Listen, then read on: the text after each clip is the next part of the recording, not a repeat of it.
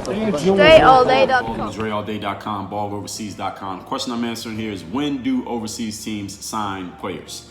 Now, since I told you in the video I did on the overseas season schedule that their schedule is similar to the NBA, that it starts in the fall and ends in the spring or early summer. Some start a little bit later, some a little bit sooner, or start and end a little bit later or sooner. But there are some leagues that have an opposite schedule, meaning their off season is in the fall and the winter, and their on season is actually in the dead of the summer.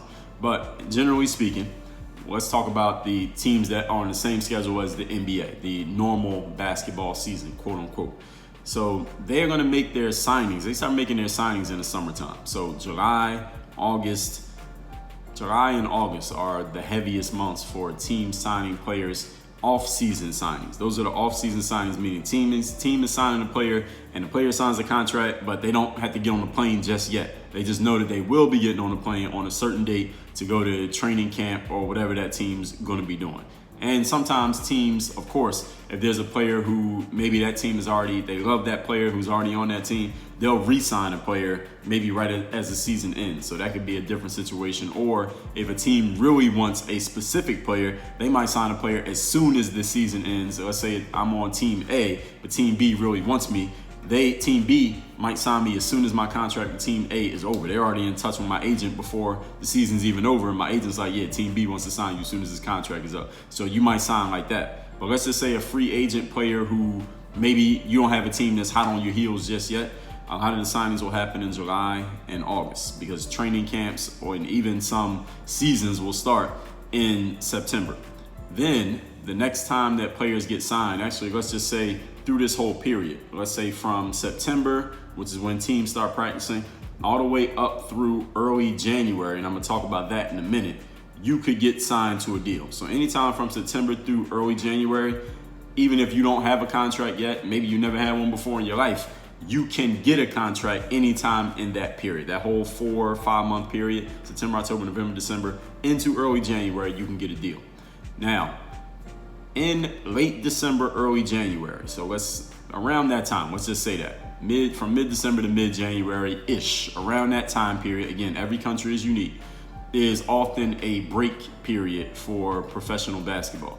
This is often the period, if you get a chance to go home during the season, like you're on a team playing, you get to go home and come back and keep playing, it'll be at this period of the year. So again, through early to mid-December through early to mid-January and this is what they call, it'll be the break period, of course, holidays, but also teams will call this the change period.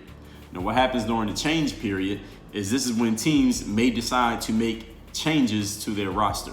So this is when a team might just say, all right, you player A, who has been on the team the first half of the season since September, we don't want you anymore. We're gonna release you from your contract and we're gonna change from you to this player over here. We're gonna sign them during this break period over the holiday season, and they've made that change in their roster.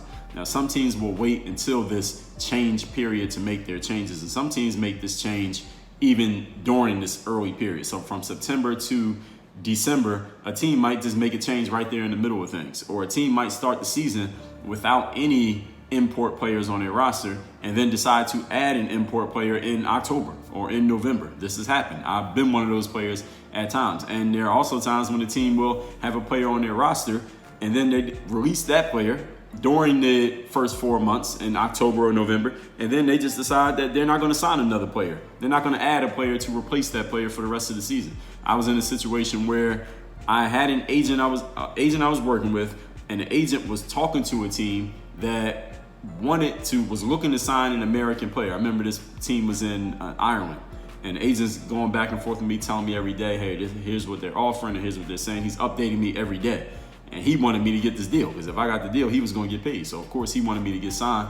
And he finally told me, it was 3 days before Christmas, because I was in Europe at the signs. He was telling me, look, if this team signs you, you're not going home for Christmas. You go straight over there and play, because the team, that league at that time, they didn't do a holiday break. They kept playing games through the break. They had a game on Christmas Eve, and then there was another game the next week on New Year's Eve, so you didn't get to go home if you were on that team. But I would have happily stayed in Europe if I would have got that deal. But he finally told me, look, the team decided that they're just not going to sign anybody. They're not going to sign a player for the rest of the year. They're just going to play with who they have and not bring in any import players. Who knows the reason why? I don't even know what team it was. He didn't even tell me all that. He just told me what they were saying in that period. So that can happen as well. So some teams will, again, make that change at that point. So you, as a player who, let's just say that you don't have a contract through the whole season, you should be expecting or hoping your agent is doing their thing or whatever you got to do to get a deal anytime from July when the off seasons have begun all the way up through December. So half of the year, basically, you're trying to get a contract. So you can, whatever it is you're doing or whatever your strategy is or whatever your agent has going on that whole period, your agent will probably tell you this as well, is when you can get a contract. And of course you have the academies going, you got the exposure camps going on. There are even agencies that run exposure camps during that little break period. So in mid-December to mid-January, there are agencies that will run camps in that period of the year, and the camps will be in Europe because they're like, and they'll tell you, they'll advertise it by telling you, look, this is the change period, this is the time of year when teams decide to make changes, and they're looking for a player to replace the player that they already had. It could be you. So you should come to our camp. It's here in Germany, it's here in Spain, it's here in France, and you can play, and there are going to be teams there watching, looking for players to sign. So you might come over here and go to the camp, but you might not go back home because the team's going to sign you and they're going to bring you with them, and you're just going to stay with the team for the rest of the season. And I'm sure you will be happy to stay on that team for the rest of the year if a team wants to sign you off of that. So this is when teams actually are looking for players at these periods of the year. Now, from the end of that change period, let's say everyone goes back to playing in games late January, early February, through the end of the season, for the most part, in my experience, teams don't make changes at that point. Whoever's on the roster is on the roster. Now, you might leave. A player might get released off the roster in that period of time, but they're usually not signing a player to come and take that spot in that part of the year. Whatever team you're on at that point, you're on it. And if you're not on the team at that point, it may be very difficult for you to get on the team. But that doesn't mean you can't set your sights on leagues that have the opposite schedule. So if, let's say right now, let's say it's June, and then you're hustling to get a job from July through January and you don't get one, that doesn't mean, look, you didn't get a job July through January, that's all right, because there are leagues that start in February at different parts of the world. So now you could go try to get a job in those places, February, March, April, May. Maybe you'll get on and play somewhere in those places, do your thing, and then in August that contract is up. Now, because you just played somewhere and you got some good stats and you got some good video, you can leverage that to get your next job in Europe. So you might have a job the whole year round straight through, and I'm sure you would be happy to have that workload if that's the situation that works out for you. So this is what the schedule looks like, generally speaking, for how professional basketball teams sign players.